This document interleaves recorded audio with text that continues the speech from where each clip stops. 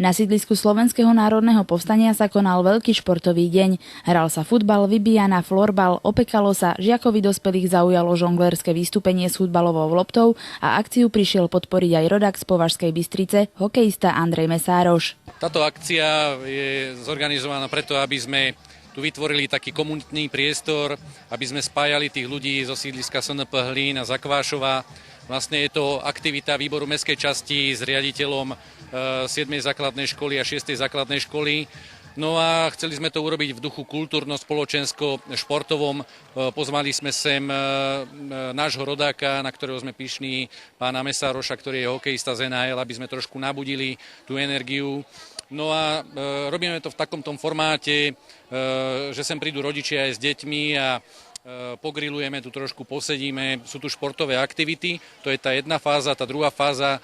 Ja som v minulom roku, v septembri, som urobil takú súťaž pod mojou záštitou, som sa rozhodol, že osobne podporím 6. aj 7. základnú školu, kde som chcel, aby detičky trošku boli súťaživé, tak na každej škole súťažili o najlepšiu dochádzku a o najlepší priemer v triede, tak to boli 2 triedy z jednej školy a 2 triedy z druhej školy, ktorých som ocenil. Cieľom tejto akcie je neformálnym spôsobom sa stretnúť sa tu na pôde momentálne 6. základnej školy.